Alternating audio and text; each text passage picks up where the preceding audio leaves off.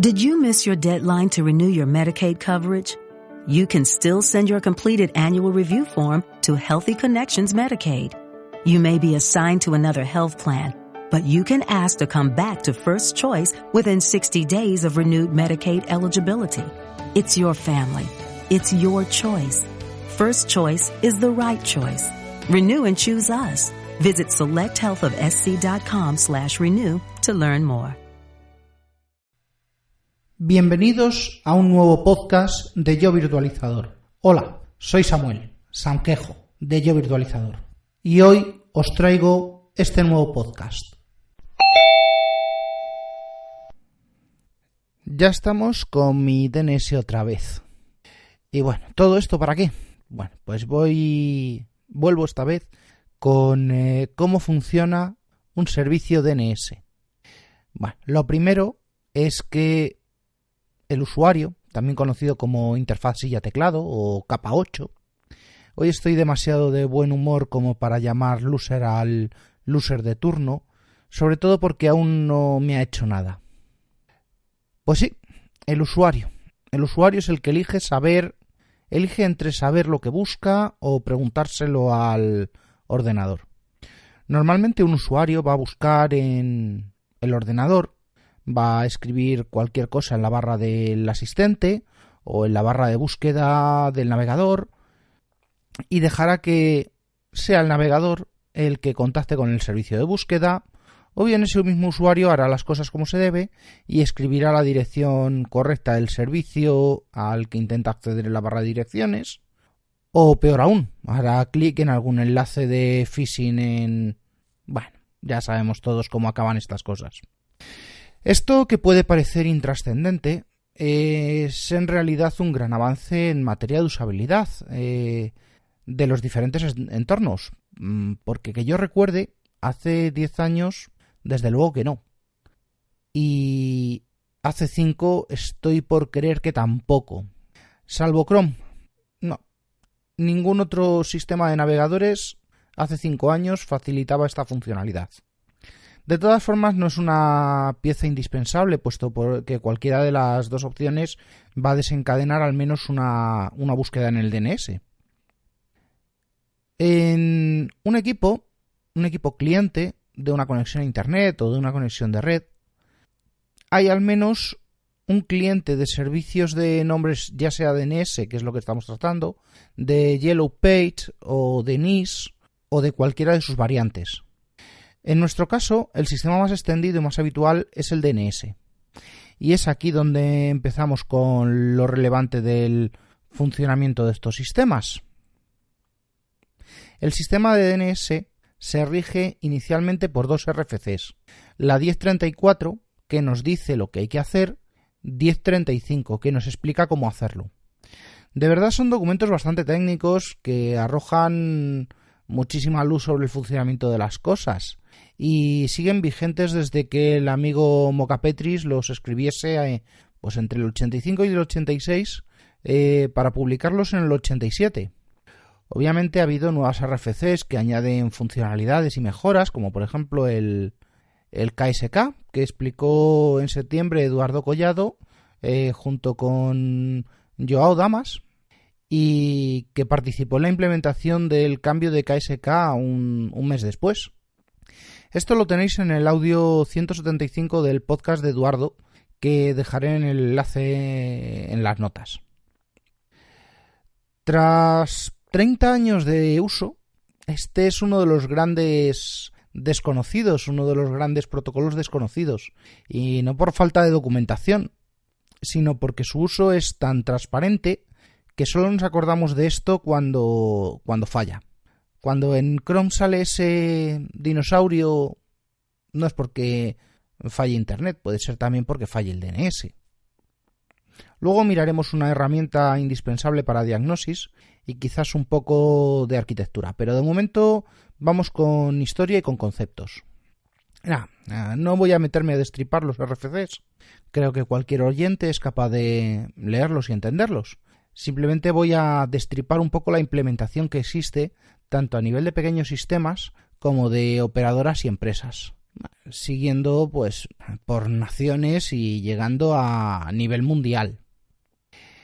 En principio, los registros DNS están organizados en bases de datos y esa organización en base de datos es la primera mejora que aporta la RFC 1034 sobre el sistema NIS, donde el fichero de host se transfería de sistema a sistema por FTP.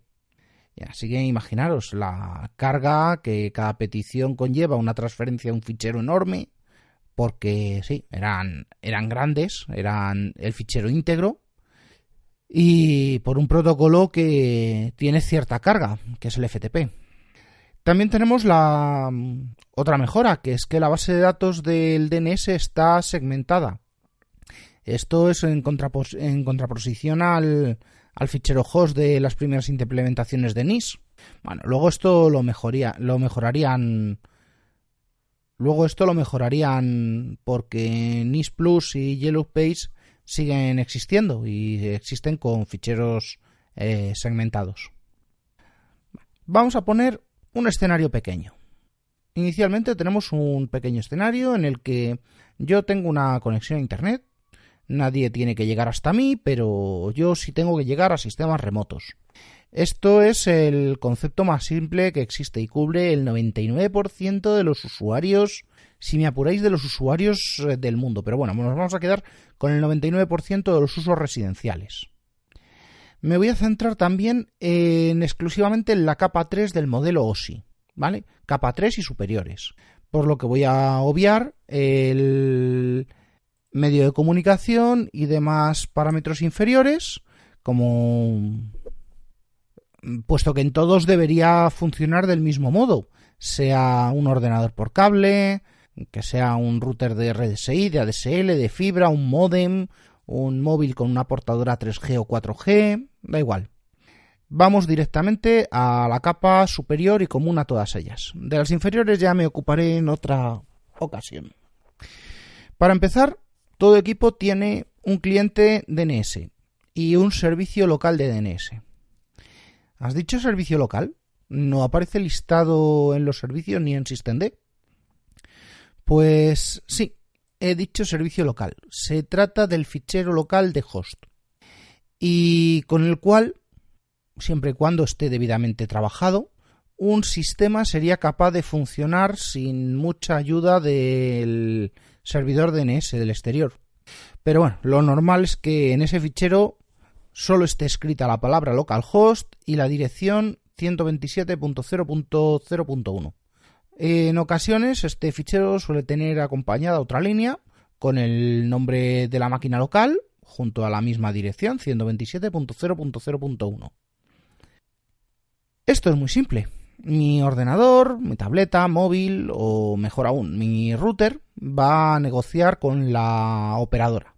Va a negociar la conexión, concretamente con un servidor de acceso remoto, el cual va a validar la conexión.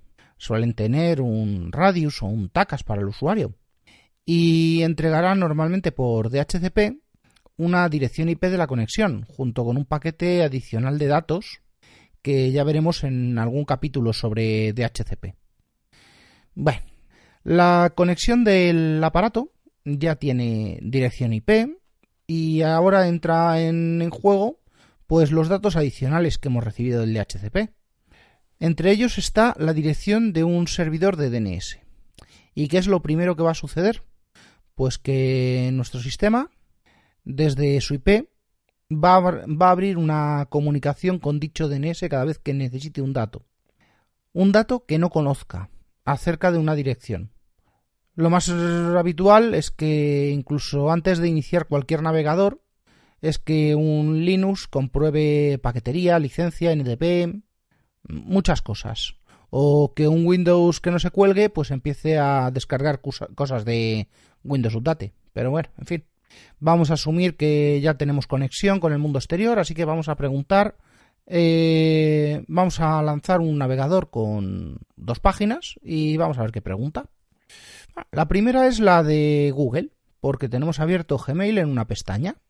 Esta es relativamente sencilla. Como no es habitual que tengamos en nuestro fichero host la dirección del correo, en este caso mail.google.com, nuestro cliente de correo iniciará una conexión por el puerto 53, normalmente en TCP, aunque según quiera o pueda responder el servidor, es probable que nos encontremos con respuestas en TCP y UDP. Y esta conexión se tirará contra la dirección IP del servidor de nombres de dominio, el que nos ha proporcionado el servidor de acceso remoto. El sistema DNS nos va a devolver bastantes datos, pero de momento solo le interesa al navegador el registro A o quizás también el cuádruple A. Voy a hacer aquí un pequeño intermedio para explicar lo de los registros. En los RFCs se indica la información que se va a almacenar en cada registro en la base de datos, y los registros habituales son A y cuádruple A, que contienen direcciones IPv4 e IPv6 correspondientes al nombre de dominio, el MX. Bueno, antiguamente había más de este tipo, pero bueno, se han consolidado aquí. Este registro es el del Mail Exchanger. Permite identificar un servidor SMTP de un dominio, actúe o no como realm de una dirección de dominio. El SOA es la validación de autoridad de un servidor y es el tiempo de vida de los datos. Esto ya lo detallaré un poquito más. El NS indica a los servidores de DNS que tienen almacenada toda la información acerca del dominio por el que se pregunta. Normalmente son los mismos de la entidad que te ha registrado, de la entidad propietaria del registro del dominio. No siempre es así. PTR, que es el registro de punteros, que tiene diferentes funciones, tanto en resolución directa como en inversa. Pero bueno, la que nos interesaría en este caso sería para la resolución inversa, y es que tiene la posibilidad de consultar la zona inversa correspondiente a una dirección IP y devolver el nombre del dominio a partir de dicha IP. Si esto está bien configurado, claro, una cosa que puede no ser frecuente. Hay más, TXT, SRV, CNAME, ANI, también tienen utilidad, pero bueno, ya se tocará más adelante. Ahora con esto vamos servidos para continuar. Decíamos que el sistema DNS devuelve a nuestro cliente bastantes datos, pero de momento solo nos interesa el registro de tipo A o el cuádruple A. Bueno, nuestro cliente almacenará de forma temporal en la caché de resolución DNS dichos datos y tendrán una validez que dependerá de lo que tenga indicado el valor TTL del registro SOA. Bueno, no solamente el TTL, también influirán otros parámetros, pero lo normal es referenciar el TTL. Pues con esto nuestro navegador ya tiene para empezar la descarga y procesado del contenido de la web. Este caso era mail.google.com, que como es normal tendrá muchas URL referenciadas por nombre, las cuales tendrán que ser resueltas para continuar la carga y su procesado. Dentro de un fichero HTML existen etiquetas de todo tipo: etiqueta script, etiqueta CSS, etiqueta href. Bueno, hay muchas más, pero estas son las más visibles, las más habituales. Y estas etiquetas realizan llamadas a recursos que pueden estar fuera del código HTML, pueden estar incluso fuera del servidor, las cuales en sí cada una supone una llamada al DNS y una carga de datos. Por eso a veces una página tarda más o menos tiempo en cargar, no ya en función del peso de la página, o de las imágenes, o de lo que sea, sino de las llamadas que ésta realice y del tiempo que tarden en resolverse las consultas DNS, además de todo el tiempo de transferencia de cada uno de los elementos, claro está.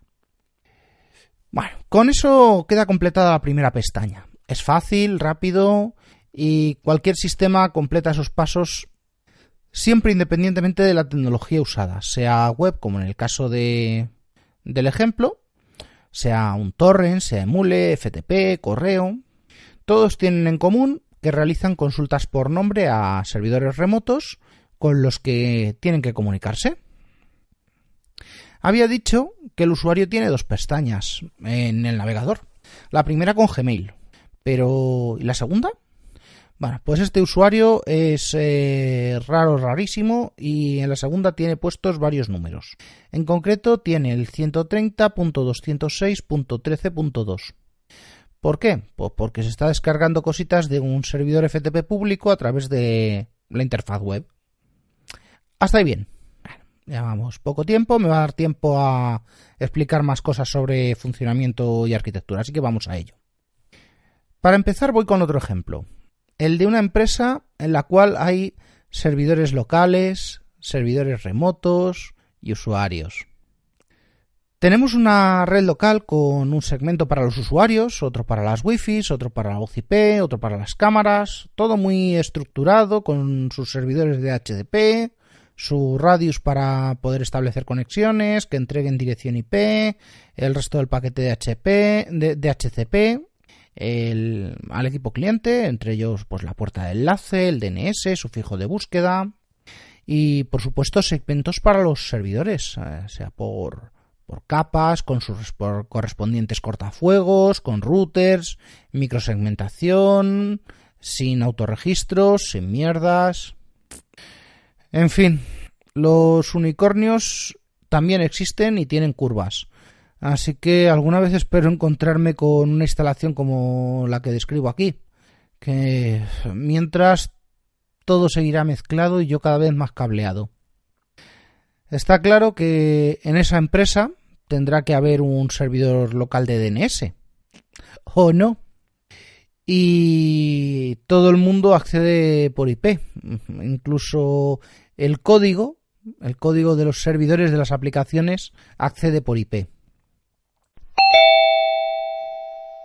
Os voy a llevar al extremo de este escenario pesadilla, el cual es real. Bueno, lo fue hasta que terminé con él hace unos 8 años.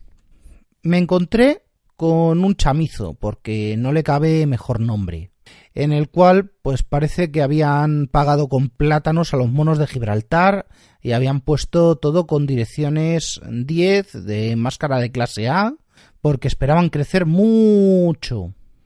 Lo dicho, desde la 10.0.0.1, que era el router de ADSL de Telefónica, hasta el 10.255.255.255, que era la dirección de broadcast que me encontré al escanear de la red, echad cuentas, 255, 2 elevado a 8, 2 elevado a 24 direcciones IP. 2 elevado a 24 menos 2.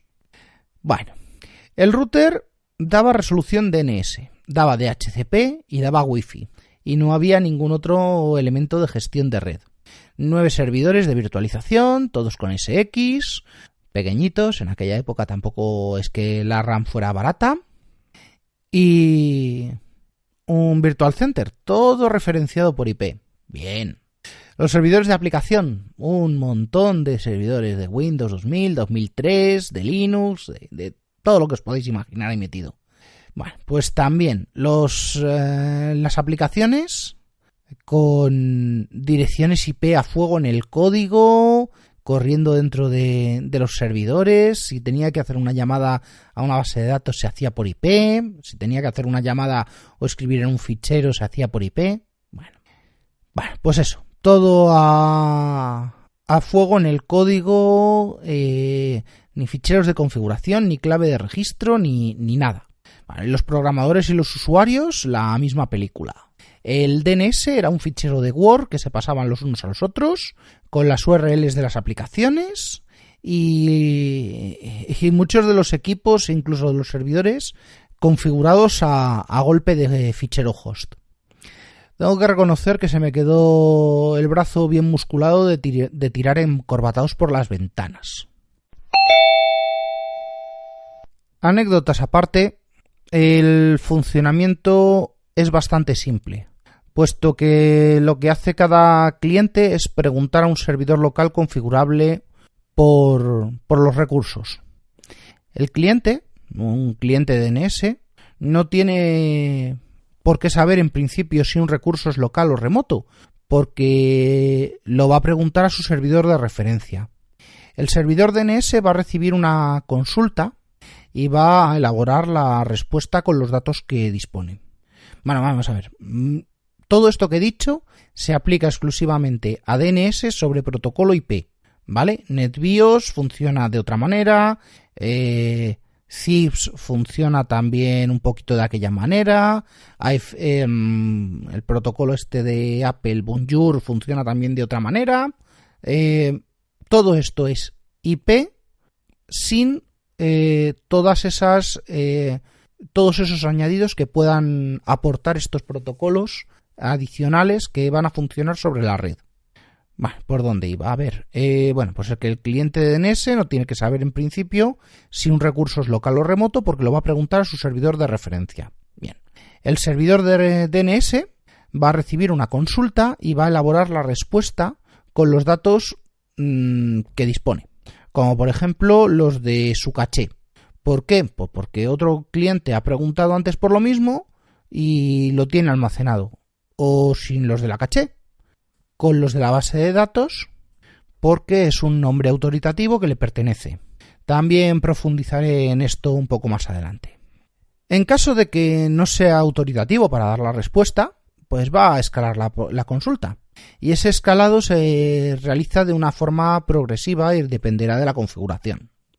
Bueno, por ejemplo, si yo tengo un servidor DNS en una red local cerrada en la que no se van a realizar consultas al exterior, pues elimino la recursión y el reenvío de peticiones, y todo lo que no esté en la base de datos del servidor no es accesible.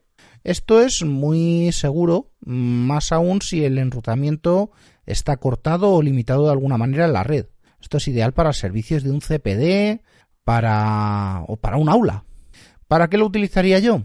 Pues es el ejemplo clásico de un DNS de gestión o de un DNS de backup en un CPD, donde tengo registrados todos los nombres de máquinas, todos los interfaces de gestión, herramientas de monitorización, herramientas de backup, y mi acceso remoto es por una ACL en los routers o por un VP o por una VPN. La pena es que tanto Paradigma Cloud en los CIOs y demás encorbatados de turno desestima este montaje en favor de una única interfaz de red y todo público. Otro ejemplo, si yo tengo un servidor de DNS en una red local, la red local sigue cerrada pero forma parte de un sistema mayor, por ejemplo, 4 CPDs. Cada uno va a tener su subdominio, por ejemplo, este, oeste, sur y norte, cada uno dependiendo de chamizo.local. Pues serán los subdominios, por ejemplo, oeste.chamizo.local. Bien. Y además tenemos un subdominio adicional que se llama usuarios.chamizo.local. Voy a tener que defenestrar al encorbatado que me diga que con un solo servidor en chamizo.local me va a sobrar. Vale. En este caso, para continuar con los niveles de seguridad y operatividad, que lo que voy a hacer es que en cada subdominio de chamizo local exista un DNS autoritativo de su zona y una zona más, la raíz, chamizo.local. Con este entramado, lo que habrá que hacer es que el servidor DNS llamado, por ejemplo, nombres.chamizo.local, que es el de la raíz, pueda hablar con cualquiera de los otros 5 en los subdominios. Por ejemplo, pues, con nombres.usuarios.chamizo.local y responder a las peticiones que procedan de ellos o denegarlas, puesto que en caso de necesidad puedo cortar un CPD por contingencia o mantenimiento, o ni siquiera tocarlo, simplemente diciendo al servidor raíz que no reenvíe las consultas. Este esquema parece aparatoso, pero es el día a día de los sistemas DNS empresariales, sobre todo los empresariales grandes.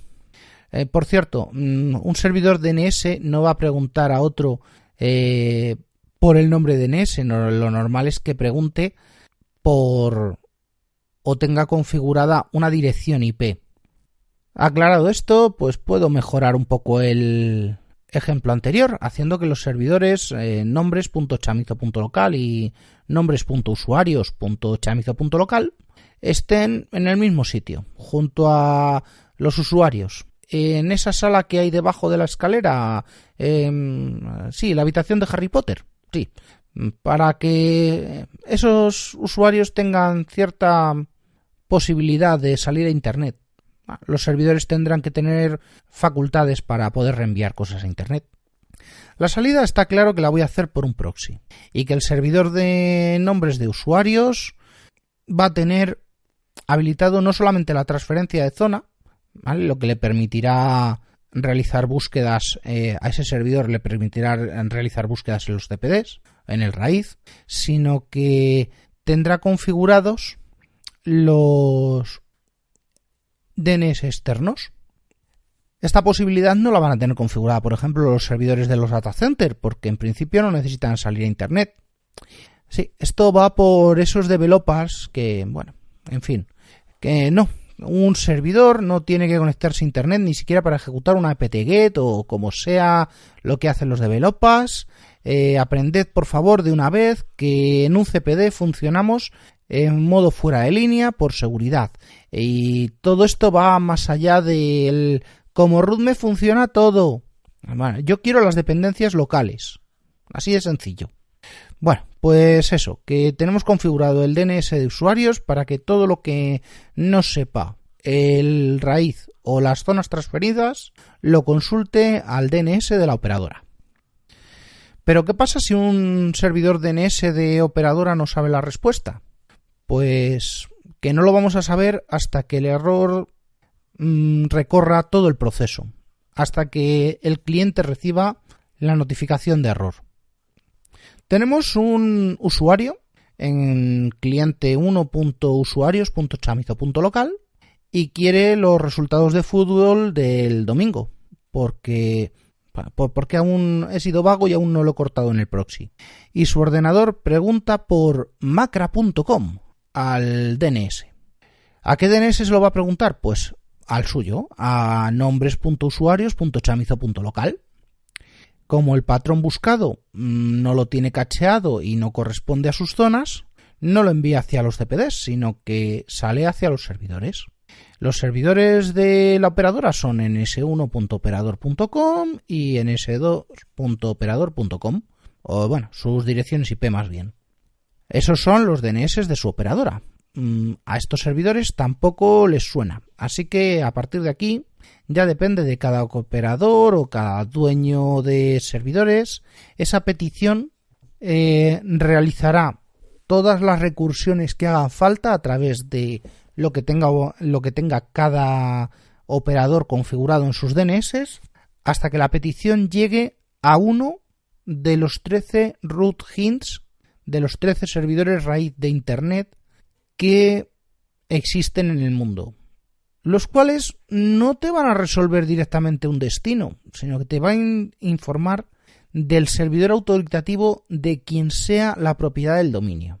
En este caso, macra.com no pertenece a nadie y no se puede resolver, con lo que la petición se devuelve con un nulo en todos los campos a través de los servidores en sentido inverso, hasta que el usuario vea que tarda mucho en cargar y lea en pantalla un error que no comprende, que empiece a rascarse la cabeza, lo cual supone un alivio para otra parte de su cuerpo, y me escriba un correo, o quién sabe, a lo mejor habrá una incidencia, adjunte un pantallazo, pero no, seguro que imprime la pantalla, hace una bola y me la tira a la cabeza antes de pararse a pensar que ha bailado 2 letras y que hace en el curro cosas que no debería, pero bueno, en fin, así está el patio. Me he enrollado demasiado. Del P-hole que tenemos a medias, poco me queda explicar.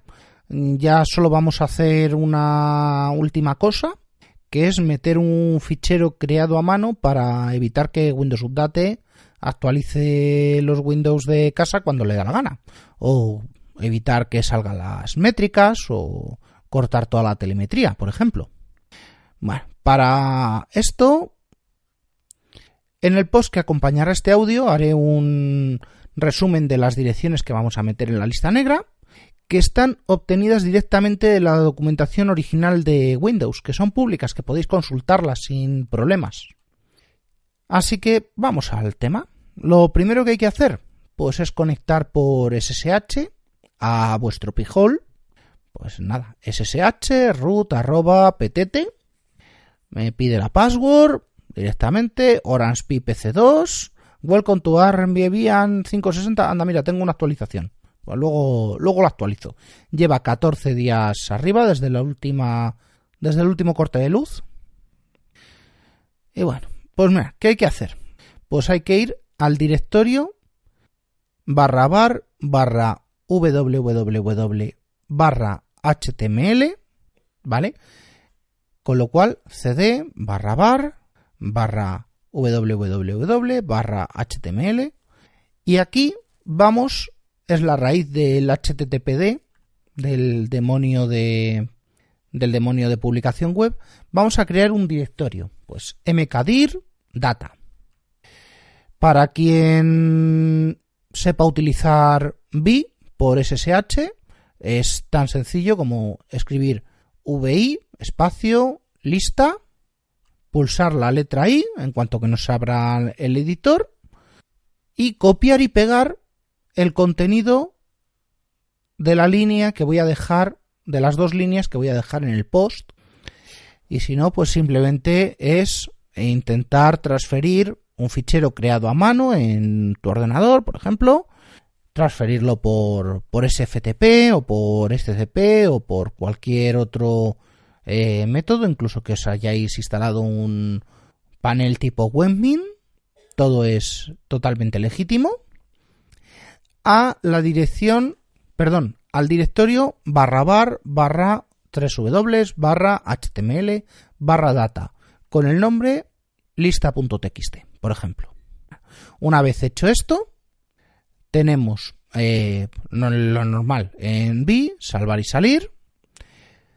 Accedemos al Pi-hole, al admin, y una vez dentro, en la consola, pulsamos login, nos logamos, accedemos a la interfaz de configuración y desde la interfaz de configuración nos vamos a settings. Settings, blocklist. Vale, en blocklist tenemos pues las consabidas 7 direcciones del Gravity. Bueno, pues introducir una URL por línea para añadir nuevos blocklist.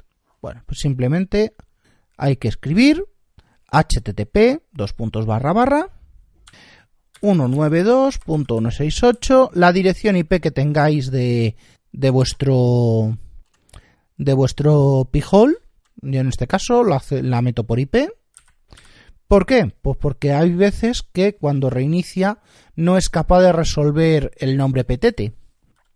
Así que simplemente escribimos la dirección /data, que es el directorio que hemos creado, /lista.txt. Muy bien.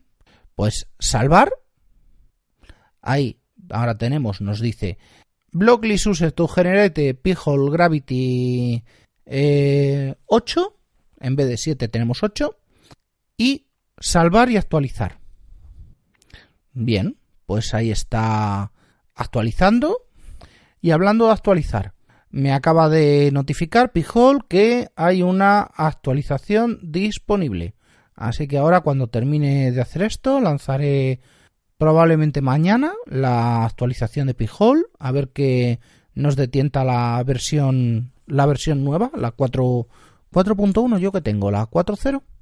Sí. Vale, la versión es la 4.1.1.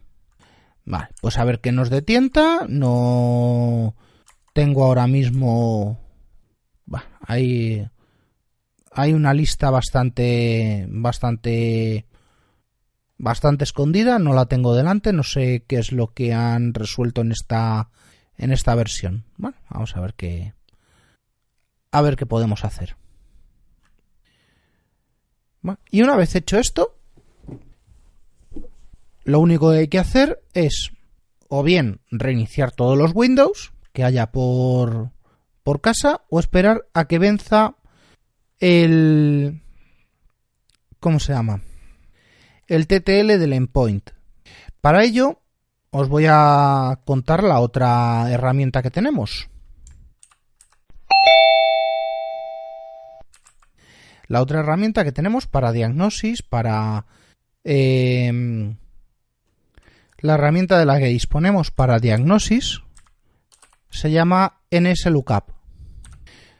Muy bien, pues NSLOOKUP lo que nos va a hacer es, una vez invocado, nos va a decir servidor por defecto, PTT. PTT es mi servidor, mi pijol, mi dirección IP, 192, no sé, Bueno, y nos va a poner un prompt, pero que simplemente es un símbolo de la flecha hacia la derecha.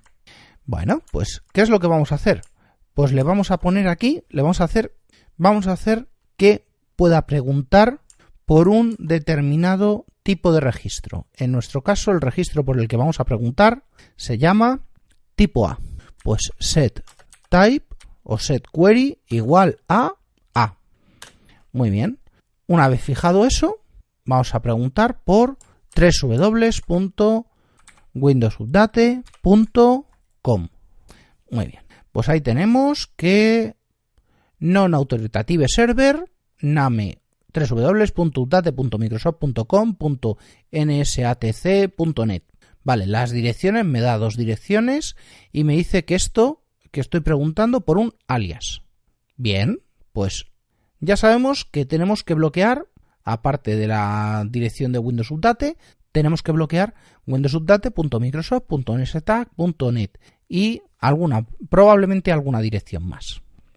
Bueno, ¿qué es lo que vamos a hacer ahora? Pues vamos a preguntar por el registro SOA. Set type igual a SOA. ¿Para qué voy a preguntar por el SOA? Para saber cuándo vence, qué TTL tiene este dominio, windowsupdate.com. Pues www.windowsupdate.com, su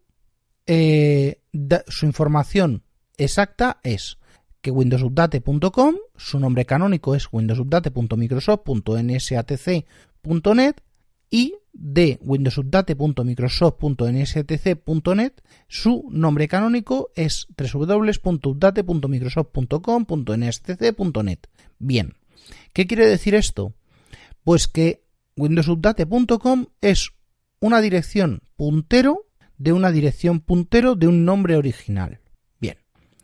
En este caso corresponde a un mirror geográfico que es el que me toca a mí cerca.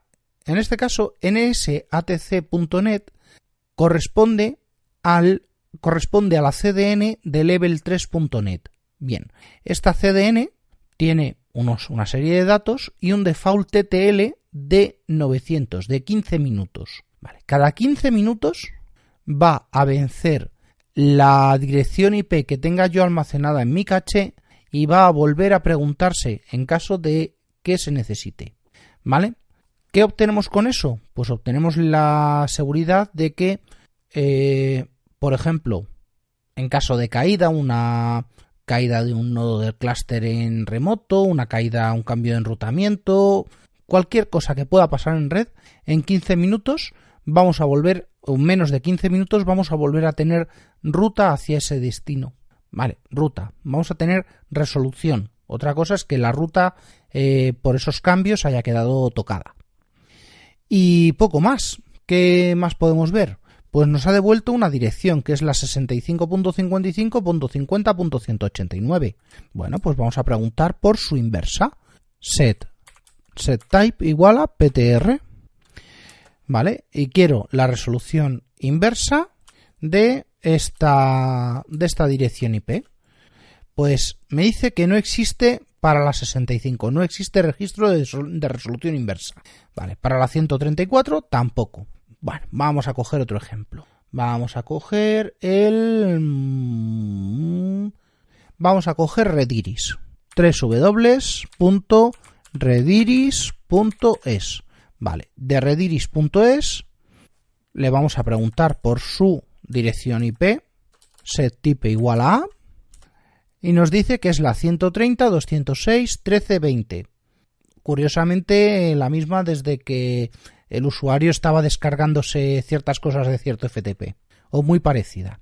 Bueno, pues preguntamos por el PTR de la 130.206.13.20 y nos dice que 20.13.200.6.130.inaddr.arpa, que es el nombre de la región inversa correspondiente a esa dirección IP, su nombre es www.rediris.es.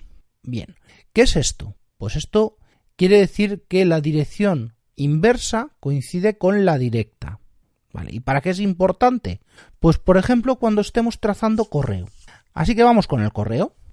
Settype igual a una dirección de correo, pues por ejemplo hotmail.com.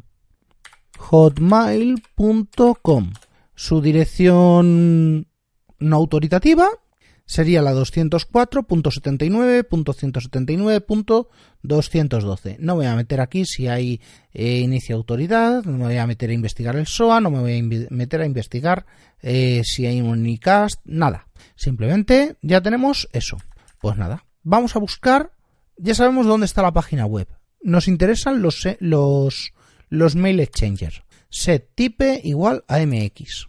Volvemos a preguntar por hotmail.com y nos responde que no authoritative server, hotmail.com, su MX, su registro MX, preference 2, mail exchanger, hotmail-com.olc.protection.outlook.com. Perfecto, me sale ahí un churro muy largo. Que a quien le tengo que preguntar es a hotmail.com, olc protection outlook.com. Bien, pues set type igual a PTR. ¿Y qué es lo que voy a preguntar? Voy a preguntar por dos cosas, por hotmail.com y por su dirección IP. ¿Vale? En hotmail.com me sale el TTL es de 1 hora, me sale que pertenece a ns1.msft.net, bien. Y que la dirección inversa correspondiente a la 204.79.179.212 es 212.179.204.in-addr.arpa. Esto corresponde a un servidor llamado a-010.a-msedge.net.